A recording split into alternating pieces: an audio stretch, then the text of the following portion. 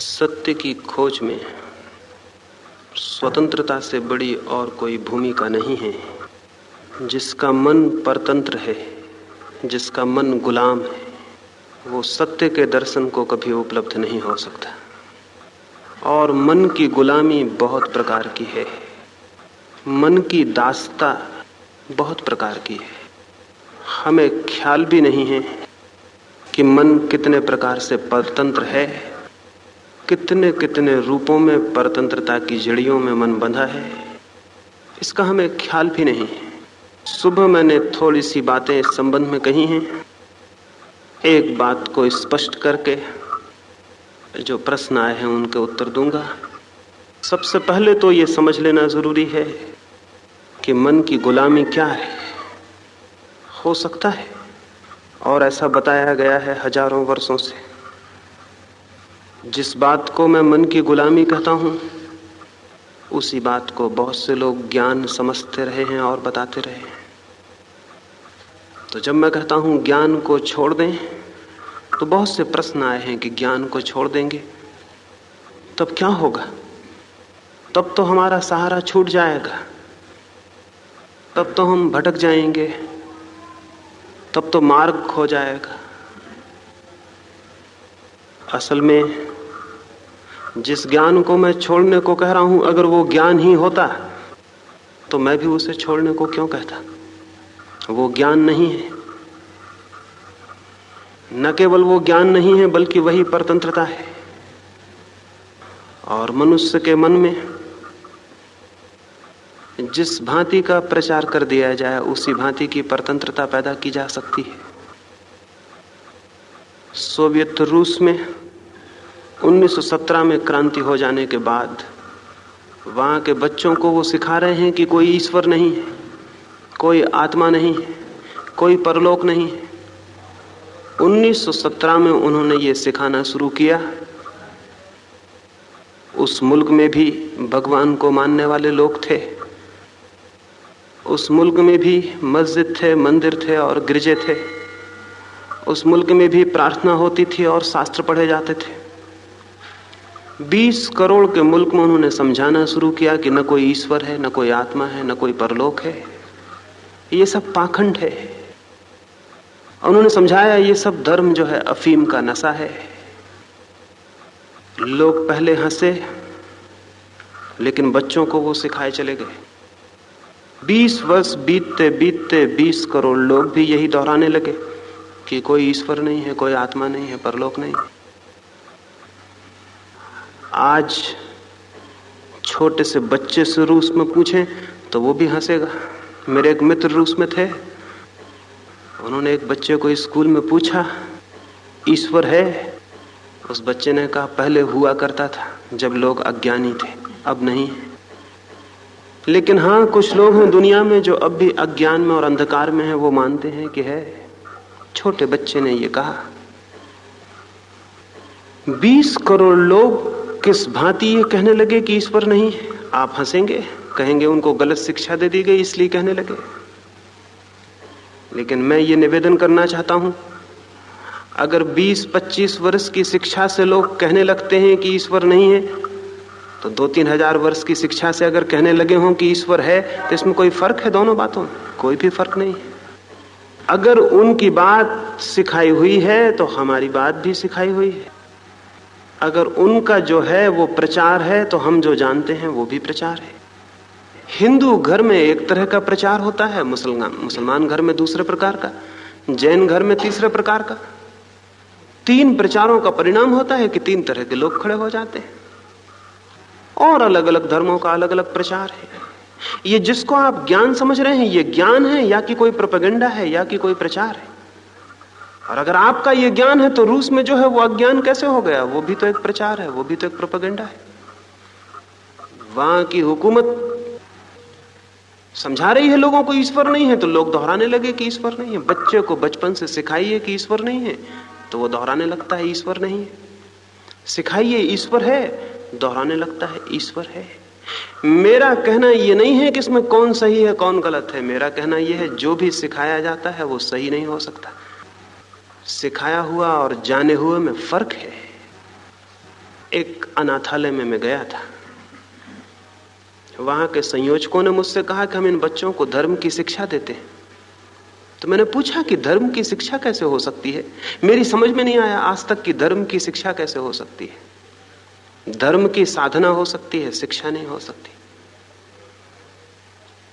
धर्म की शिक्षा नहीं हो सकती, धर्म की साधना हो सकती है।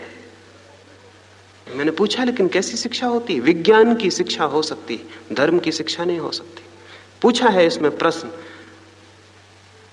विज्ञान की शिक्षा इसलिए हो सकती है, साइंस की शिक्षा हो सकती है, क्योंकि साइंस का संबंध बाहर से है। धर्म की कोई शिक्षा नहीं हो सकती, धर्म का संबंध भीतर से है। साइंस सिखाई जा सकती है क्योंकि साइंस ज्ञान नहीं है, साइंस इंफॉर्मेशन है, सूचना है। बाहर के संबंध में कुछ बातें सिखाई जा सकती, बाहर के संबंध में बाहर से सिखाया जा सकता है, भीतर के संबंध में बाहर से कैसे सिखाया जा सकता है? तो विज्ञान की शिक्षा हो सकती है, धर्म की कोई शिक्षा नहीं हो सकती। हाँ, हिंदू की शिक्षा हो सकती है, मुसलमान की शिक्षा हो सकती है, जैन की, ईसाई की शिक्षा हो सकती है, क्योंकि ये धर्म नहीं है। इनकी शिक्षा हो सकती है, बाइबल की शिक्षा हो सकती है, गीता की और कुरान की शिक्षा हो सकती है। धर्म की कोई शिक्षा नहीं हो सकती। अगर धर्म की शिक्षा हो सकती तो हमने दुनिया को धार्मिक कभी का बना लिया होता। हमने स्कूल खोल दिए होते, विद्यालय खोल दिए होते, दुनिया धार्मिक हो गई होती। जीवन में जो भी गहरा है उसकी कोई शिक्षा नहीं होती। प्रेम की कोई शिक्षा हो सकती? कोई स्कूल हो सकता है जहां हम प्रेम करना सिखा दें लोगों को? और अगर ऐसा कोई स्कूल हो जहां हम प्रेम करना सिखा दें, तो आप पक्का मान लेना उस स्कूल से सीखे हुए बच्चे फिर कभी प्रेम ना कर सकेंगे, क्योंकि वो बच्चे एक्टिंग करना सीख जाएंगे, प्रेम की वो अभिनय करना सीख जाएंगे, वो सब भांति सीख जाएंगे कैसे प्रेम किया जाए। और जो सब भांति सीख जाता है कैसे प्रेम किया जाए, उसके जीवन में फिर प्रेम का अंकुर कभी नहीं खिलता, क्योंकि वो अभिनय से तृप्त हो जाता है। वो प्राण उसके कभी प्रेम से नहीं भर पाते। अभिनेता कभी प्रेम नहीं कर पाते, हालांकि दिन रात वो धंधा प्रेम का करने का करते। अभिनेता कभी, एक्टर कभी प्रेम नहीं कर सकता, कर नहीं पाएगा। एक्टिंग इतनी ज्यादा सीख लेगा कि वास्तविक प्रेम के झरने सूख जाएंगे, निकल नहीं पाएंगे। तो प्रेम सिखाया नहीं जा सकता। जब प्रेम नहीं सिखाया जा सकता तो परमात्मा कैसे सिखाया जा सकता है? परमात्मा तो प्रेम से बहुत प्रगाढ़, बहुत गहरा है। धर्म कैसे सिखाया जा सकता है? जीवन में जो भी श्रेष्ठतम है वो सिखाया नहीं जाता। तो मैंने उनसे कहा कि कैसे सिखाते होंगे? उन्होंने कहा कि आप पूछ लें, कोई भी प्रश्न पूछ लें। मैंने उनसे कहा आप ही पूछें, मैं सुनूंगा। उन्होंने बच्चों से पूछा कि ईश्वर है? उन सब बच्चों ने हाथ हिला दिए कि हाँ ईश्वर है। आत्मा है? उन बच्चों ने हाथ उठा दिए, आत्मा है। जैसा वो गणित सीख गए थे वैसे ये बातें भी सिखा दी गई थी। छोटे छोटे बच्चे, उन पर मुझे दया आने लगी। उनसे पूछा आत्मा कहाँ है? उन्होंने सबने हाथ उठा के अपनी छातियों पर रख दिए कि यहां। मैंने एक छोटे से बच्चे से पूछा हृदय कहाँ है? उसने कहा ये तो हमें बताया नहीं गया। आत्मा कहाँ है? तो उसने कहा यहां। मैंने पूछा हृदय कहाँ है? उसने कहा ये तो हमें बताया नहीं गया, ये तो हमारी किताब में नहीं है। इन बच्चों को हमने सिखा दिया ईश्वर है, ये हाथ हिलाने लगे। ये कितनी झूठी बात हमने इनको सिखा दी। इन्हें कुछ भी पता नहीं है ईश्वर के होने का। हमने इन्हें सिखा दिया आत्मा, वो उन्होंने हाथ उठा के बता दिया यहां। ये कितना हाथ झूठा है। इस हाथ को कुछ भी पता नहीं कि यहां क्या है, लेकिन हमने सिखा दिया। अब ये सीख लेगा अच्छी तरह से, जिंदगी भर दोहराता रहेगा यही। इसको ज्ञान कहिएगा? ये ज्ञान है? जब भी जिंदगी में सवाल उठेगा ईश्वर है, इसकी सीखी हुई बात भीतर से बोलेगी हाँ है, और ये जानता नहीं है। और इसको भ्रम पैदा होगा कि मैं जानता हूं। और जब भी कोई पूछेगा आत्मा है, ये कहेगा है। ये वही बच्चा है सिखाया हुआ, बूढ़ा भी हो जाएगा। और जब भी सवाल उठेगा आत्मा कहाँ है, इसका हाथ मशीन की तरह यहां चला जाएगा और कहेगा यहां।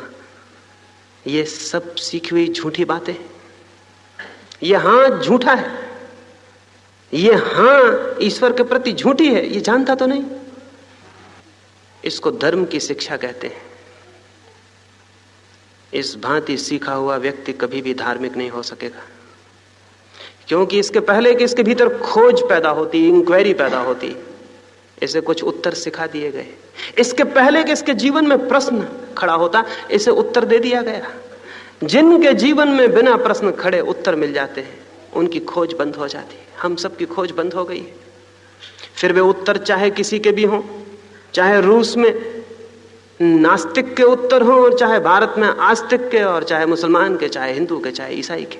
असल में जीवन के संबंध में बाहर से दिए गए उत्तर भीतर के प्रश्नों की हत्या बन जाते, और जब भीतर के प्रश्नों की हत्या हो जाती तो खोज बंद हो जाती। आदमी वहीं रुका रह जाता है, जीवन भर वहीं रुका रह जाता है। इसको आप ज्ञान कहते हैं?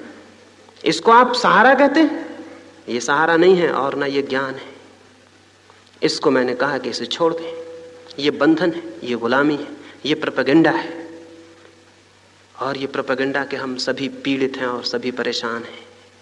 सारी दुनिया इससे पीड़ित और परेशान है। धर्म की खोज के लिए बाहर से जो प्रचार है उससे छुटकारा होना चाहिए। तो हमें डर होता है, प्रश्न पूछे, हमें डर होता है कि अगर इसे हम छोड़ देंगे तो सहारा खो जाएगा। ये सहारा है ही नहीं, ये तो बाधा है। लेकिन होता यह है कि बहुत दिन तक जंजीरों में बंधे रहने से जंजीरों से भी प्रेम हो जाता है। ऐसी घटनाएं घटी हैं। फ्रांस में क्रांति हुई तो वहां के एक किले में, जहां की फ्रांस के सभी जघन्य अपराधी बंद किए जाते थे, कोई 2000 कैदी बंद थे। वो सब आजन्म कैदी थे, जीवन भर उन्हें वहां रहना था। बेस्टाइल के किले में वो बंद थे। क्रांतिकारियों ने सोचा, जैसे उनके हाथ में ताकत आई, उन्होंने सोचा कि सबसे पहले वेस्टाइल के किले को तोड़ दें और वहां के कैदियों को मुक्त कर दें। वे गए, उन्होंने दरवाजे तोड़ दिए और उन्होंने कैदियों से कहा बाहर निकल आओ। उसमें ऐसे कैदी थे जो 60-60 वर्ष से भी बंद थे। 90 वर्ष की उम्र का कैदी था उसमें जो 60 साल से बंद था। अंधेरी कोठरी में हाथ पर मजबूत लोहे की और पैर में जंजीरें थी जो 60 वर्ष से लटकी थी। उन्हीं के साथ सोया था, उन्हीं के साथ उठा था, उन्हीं के साथ बैठा था। जब उसकी जंजीरें तोड़ दी गई और उसे बाहर निकाला गया तो वो बोला कि मुझे बहुत कमी मालूम पड़ती है। बिना जंजीरों के मुझे ऐसा लगता है मेरे शरीर का कुछ हिस्सा छूट गया। 60 साल कैदियों को उन्होंने जबरदस्ती बाहर कर दिया। आपको पता भी नहीं होगा, ख्याल भी नहीं होगा। आधे कैदी शाम होते होते वापस आ गए और उन कैदियों ने कहा क्षमा करें, हमें बाहर अच्छा नहीं लगता, हम यहीं रह लेंगे, हम यहीं ठीक हैं। ये अंधेरी कोठियां ठीक हैं, हम इनमें रहे बहुत दिन, ये हमें प्रीतिकर हो गई हैं और बिना जंजीरों के हम नहीं रह सकते। आज दोपहर हमने सोने की कोशिश की तो हम सो भी नहीं पाए, बिना जंजीरों के अच्छा नहीं लगता है। क्या कहिएगा इनसे? जंजीरें भी साथी हो गई, गुलामी भी साथी हो जाती, उसी को हम सहारा भी समझने लगते हैं। गुलामी में खतरा नहीं है, लेकिन गुलामी को जिसने सहारा समझ लिया उसके लिए खतरा हो गया। गुलामी खतरनाक नहीं है अगर मेरे मन में यह ख्याल हो कि यह गुलामी है और इसे तोड़ देना है, लेकिन अगर गुलामी सहारा मालूम होने लगे तब तो डूब गई बात, क्योंकि अब छूटेगा कौन, मुक्त कौन होगा। तो जिस ज्ञान को मैंने छोड़ने के लिए कहा है, असल में वो ज्ञान नहीं तो ज्ञान को छोड़ने के लिए कौन कहेगा, वो ज्ञान नहीं है। लेकिन पूछा है प्रश्नों में कि अगर हमें कोई न सिखाएगा तो हम सीखेंगे कैसे? हमारा जीवन सब कुछ हम दूसरों से सीखते हैं। दुकान चलाते हैं, दूसरों से सीखते हैं। डॉक्टरी सीखते हैं, इंजीनियरिंग सीखते हैं, दूसरों से सीखते हैं। जीवन में जो कुछ है हम दूसरों से सीखते हैं। इसलिए ये भ्रम पैदा होता है कि जो भीतर छिपा है उसको भी हमें दूसरों से सीखना पड़ेगा। नहीं, जो भीतर छिपा है उसे किसी दूसरे से सीखना नहीं पड़ता। जो भीतर छिपा है उसे उघाड़ना पड़ता है, सीखना नहीं पड़ता। उसके ढक्कन हटाने पड़ते हैं, उसे खोजने कहीं और नहीं जाना पड़ता। और जो भीतर छिपा है उस पर सबसे बड़े जो पत्थर की तरह ढक्कन हैं वो सिखावन के हैं जो हमने दूसरों से पकड़ ली है। तो मैं ये नहीं कहता कि आप विज्ञान सीखने दूसरों से ना जाएं। विज्ञान तो दूसरों से सीखना ही पड़ेगा। गणित दूसरों से सीखना पड़ेगा, दुकान चलानी है तो दूसरों से सीखना पड़ेगा, रास्ते पर चलना है तो बाएं चलना है, ये भी दूसरों से सीखना पड़ेगा। जो भी संसार का है वो दूसरों से सीखना पड़ेगा, क्योंकि संसार का सब कुछ बाहर है। लेकिन जो भी परमात्मा का है वो किसी से भी नहीं सीखना पड़ेगा, क्योंकि वो सब भीतर है। ये दोनों को जब आप मिला लेते हैं तो मुसीबत खड़ी हो जाती है। बाहर जो कुछ भी है उसे सीखने के लिए गुरु की जरूरत है, भीतर जो है उसके लिए किसी गुरु की कोई भी जरूरत नहीं है। इन दोनों में भेद करना जरूरी है। इन दोनों को एक सा मत समझ लें, ये एक से नहीं है। जो बाहर का है वो बाहर से सीखना पड़ता है, जो भीतर का है वो भीतर से जगाना पड़ता है। लेकिन हमारी हालत, एक कहानी कहूं उससे समझ में आ जाए। एक राबिया नाम की फकीर औरत एक दिन संध्या को अपनी सड़क के सामने अपने घर के झोपड़े के बाहर कुछ ढूंढती हुई देखी गई। बूढ़ी औरत थी, कुछ ढूंढती थी। राह से कुछ लोग निकलते थे, उन्होंने पूछा कि क्या ढूंढते हो, हम भी साथ दे दें। उसने कहा मेरी सुई खो गई है, कपड़ा सीने की सुई खो गई। वे लोग भी झुक गए रास्ते पर और खोजने लगे। छोटी सी सुई थी। तब उनमें से एक ने पूछा कि ठीक ठीक बताओ किस जगह गिरी है, छोटी सुई है, रास्ता बड़ा है, रात उतर रही है, खोजना मुश्किल है, ठीक बताओ किस जगह गिरी है। उस स्त्री ने कहा ये तो न पूछो तो अच्छा, क्योंकि सुई तो मेरे घर के भीतर गिरी है। वे लोग हंसने लगे। उन्होंने कहा तुम बड़ी पागल मालूम पड़ती हो, तुम बहुत पागल हो। सुई अगर भीतर गुमी है तो बाहर कैसे खोज रही हो। उस बूढ़ी स्त्री ने कहा सुई तो भीतर गिरी, लेकिन मैं बहुत गरीब हूं, मेरे घर में कोई दिया नहीं है, कोई रोशनी नहीं है। भीतर सुई गिरी तब सांझ होने के करीब थी, बाहर दहलान में थोड़ी सी रोशनी थी, तो बिना रोशनी के कोई खोज सकता है। तो मैंने सोचा जहां रोशनी है वहां खोजूं, तो मैं बाहर खोजती हुई आ गई। मैंने दहलान में जब तक खोजती थी वहां तो मिली नहीं, तब तक रोशनी और भी सूरज नीचे उतर गया, तो सड़क पर थोड़ी सी रोशनी थी तो मैं सड़क पर आ गई। बिना रोशनी के सुई को कैसे खोजूं, तो जहां रोशनी है वहां खोजी। अब मैं यहां खोज रही हूं और घर में तो रोशनी नहीं है। तो उन लोगों ने कहा तुम बहुत पागल मालूम पड़ती हो, सुई जहां है वहां रोशनी ले जाओ, जहां रोशनी है वहां खोजने से क्या होगा अगर वहां खोई ही नहीं है। उस बूढ़ी स्त्री ने कहा तुम मुझे पागल कहते हो, लेकिन मैं सारी दुनिया को ऐसे ही देखती हूं कि सभी लोग बाहर खोज रहे हैं, जो भीतर गुमा है उसे बाहर खोज रहे हैं। तो मैं तो दुनिया जैसा करती है वैसे ही मैं कर रही हूं। सभी लोग बाहर खोज रहे हैं उसे जो भीतर गुमा है। असल में हमारी आंखें बाहर खुलती हैं, हाथ बाहर फैलते हैं, कान बाहर सुनते हैं, हमारी सभी इंद्रियों के द्वार बाहर खुलते हैं। इसलिए हम बाहर खोजना शुरू कर देते हैं बिना इस बात को जाने हुए कि जिसे हम खोज रहे हैं वो कहाँ है। अगर आप पदार्थ को खोज रहे हो तो खोज ठीक है, वो बाहर है। अगर आप चांद तारों पे जाने की कोशिश कर रहे हो तो ठीक कोशिश है, बाहर खोजना होगा, यान बनाने होंगे और चांद तारों पे जाना होगा। इसलिए विज्ञान की खोज तो ठीक है, क्योंकि जिसे वो खोज रहा है वो बाहर है। लेकिन जब कोई मनुष्य आत्मा को खोजने लगता है बाहर, तो गलती में पड़ जाता है। आत्मा कोई चांद तारा नहीं है जिस पे जाने के लिए हमें कोई यान बनाना पड़े। और आत्मा कोई बाहर की वस्तु नहीं है जिसे समझने को हमें किसी प्रयोगशाला में जाना पड़े। और आत्मा कोई ऐसी बात नहीं है कि जिसे कोई दूसरा इशारा कर सके। आत्मा कुछ है जो मेरा स्वरूप है, जो मैं हूं। इसलिए यदि मैं परिपूर्ण रूप से शांत होकर भीतर देख सकूं तो उसे पा लिया जाएगा। यदि मैं परिपूर्ण मौन होकर भीतर ठहर सकूं तो उसे खोज लूंगा। इसलिए सवाल ये नहीं है कि कोई मुझे वहां ले जाए, सवाल केवल इतना है कि क्या मैं भीतर शांत होकर देखने में समर्थ हूं। और ये हमारा तथाकथित ज्ञान हमें भीतर नहीं ले जाता, बाहर अटकाता है, किसी शास्त्र में उलझा देता है, किसी सिद्धांत में, किसी वाद में, किसी इज्म में, किसी आइडियोलॉजी में बाहर उलझाता है। और फिर उस उलझन में, उस शब्द में और शास्त्र में और सिद्धांत में, विचार में, उसके ऊहापोह में हम जीवन को व्यतीत करते हैं। स्मरण रखिए, शब्दों में शास्त्रों से ज्यादा और शब्दों से ज्यादा और क्या है, हो भी नहीं सकता कुछ ज्यादा। सत्य है भीतर, शास्त्रों में है शब्द। और स्मरण रखिए कि शास्त्रों के ज्ञान को सीखकर आपके भीतर शब्दों की संपदा बढ़ सकती है। लेकिन शब्दों की संपदा जितनी बढ़ जाती है भीतर, और विचार जितने ज्यादा संग्रहित हो जाते हैं भीतर, उतना ही भीतर मौन और शांत होना असंभव हो जाता है, कठिन हो जाता है। भीतर मौन होने के लिए शब्द छोड़ने होंगे, विचार छोड़ने होंगे, निशब्द और निर्विचार में ठहरना होगा। तो आप जिनको सहारा कहते हैं, मैं उनको बाधा कहता हूं। सब शब्द बाधा है, वो मेरा हो या किसी और का। अगर उसे पकड़ लेते हैं तो भीतर निशब्द होना असंभव हो जाएगा। निशब्द हो जाएं, मौन हो जाएं तो जाना जा सकता है।